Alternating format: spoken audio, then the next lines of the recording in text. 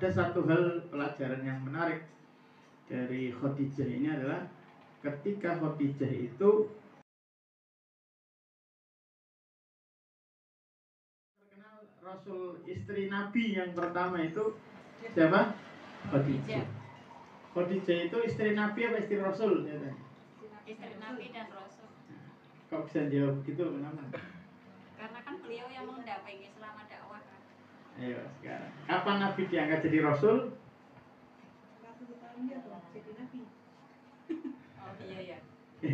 Ayo, Rasul itu Nabi Muhammad diangkat jadi Rasul itu usia berapa? Waktu itu jadi Nabi. Ya. Puyeng ini. Ada pertanyaan kayak gini puyeng ya. Ya. Nanti jangan sampai gara-gara salah membaca itu nanti salah semua. Ya.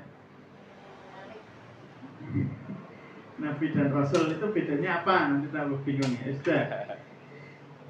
Jadi Khadijah itu disifati oleh Rasul di dalam hadisnya,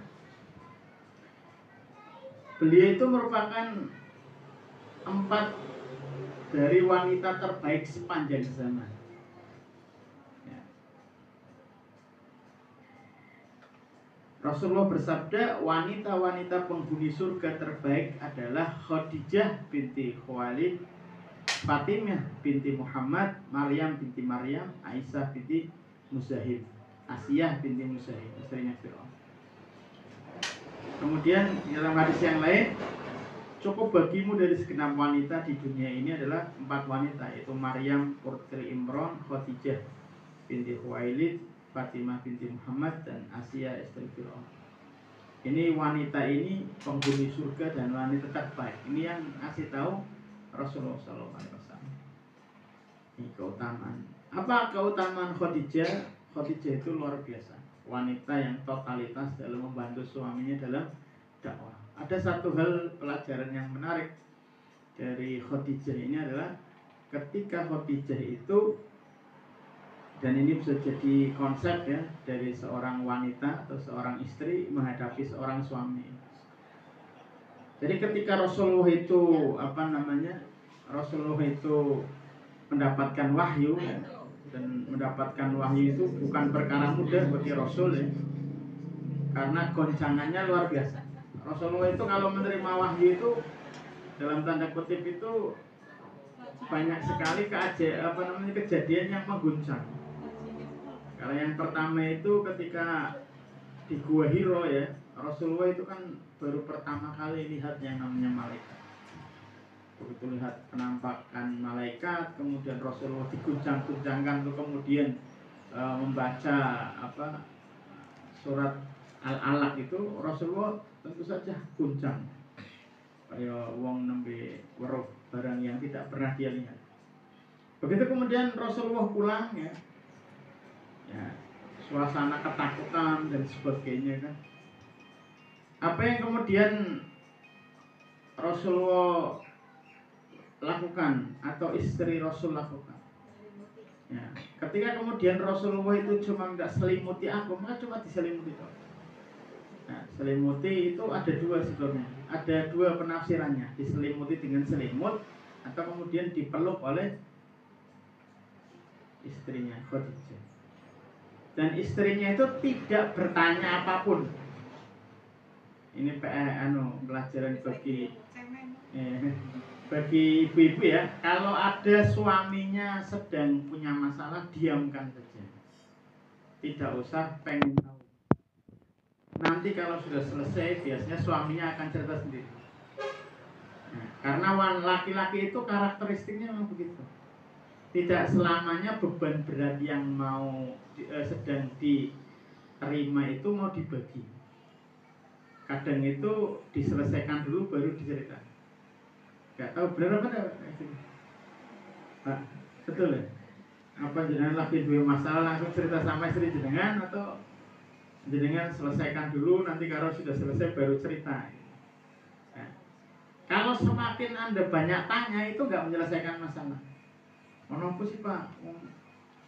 Ono masalah ora omong-omong karo aku gitu. Enggak, suami itu kasih waktu dulu, kasih jeda dulu. Kalau kelihatannya sedang bermuram durja, diamkan saja. Ibu-ibu cukup melayani apa kebutuhannya. Nah, baru selesai semua, ya, suasana sudah damai, sejahtera gitu ya sudah. Karena suami istri itu harus jadi apa ya? Posisinya double ya. Harus ada yang rem. Yang suami lagi semangatnya ya, lagi usaha bisnis panutang misalkan, ya yang rem suami istrinya, bener gak? Yang ngasih pertimbangan itu istrinya, walaupun tidak selamanya salah, juga tidak selamanya benar. Nah contoh ya, lagi semangatnya ternak sapi, duit 30 juta langsung patok ke sapi. Begitu bojone langsung ngomong, sing istrinya ngomong begini, lah bang pengen sapinya mati kabeh gitu. Padahal kan ya urung mesti mati kabeh juga, bener kan?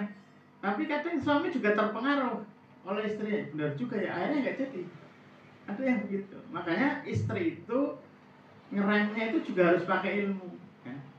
Makanya suami istri itu harus orang-orang yang saling semangat mencari ilmu ya.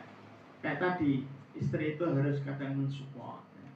Bayangkan nih misalkan nih suaminya jenengan baru dipecat misalkan, terus pulang ke rumah ngomong misalkan, aku nembe dipecat gitu. Nah, kalau biasanya normalnya ibu-ibu terus ngeresponnya gimana? Nah, itu normalnya betul Bu, seperti itu normal. Itu sesuai betul Bu, sudah sesuai itu Bu kalau yang itu. Oh, iya bener kok Bu, bener. Normal masih. Iya ya. Iya ya. Coba dibalik caranya. Nah, coba nanti pakai cara yang ini Bu ya. Mau cerita dipecat, mau cerita rezeki nembe untuk sithik, ya, diresponnya berbeda. Nanti hasilnya berbeda. Misalkan aku saiki dipecat metu, oh ya wis ora apa-apa, wis leren sik, wedang metu ya to Pak, pangan ya tetep ya wis redep dhisik, baru diceritani. Kalaupun tidak ceritani, istri itu cukup ngomong begini, ora apa-apa Pak, arane wong rezeki ki ono Gusti Allah ki ora bakal menelantarkan hambanya itu enggak bakal, karena wis dijatah. Kalau di Quran itu kan bahkan hewan melata pun sudah dicatat rezeki. Kira-kira nih saya tanya sama bapak-bapak, kalau istrinya jenengan komentarnya begitu gimana rasanya? Kira-kira nih, ini saya tanya bapaknya cuma 2. Kira-kira gimana? Adem Mas. Kayak baruangan S3 gitu. Iya kan? Adem, rasa mlebu kulkas. Adem. Setelah itu nanti mikir, suami yang bagus begitu, dan istri yang baik juga begitu. Orang pantangon salah opo, terusan nyengeni bose opo nyengeni, enggak akan menyelesaikan masalah. Karena sudah dipecat, benar kan? Sudah di PHK, ya sudah tidak apa-apa. Bismillah. Nanti kita mulai bareng-bareng. Aku yo mangan saonone gelem, onone ayam tak pangan ayam, onone daging ya tetep ndok iku. Ora masalah, bismillah. Kan beda, bener enggak? Tapi kalau urung-urung lho nyapa sih Pak? Kok koyo kuwi temen. Nah, itu nanti tambah masalah. Terus anak bojo dipangani opo sampean dipecat ya tetep mangane sego isi utuh. Ya, sego megono 2500 ya.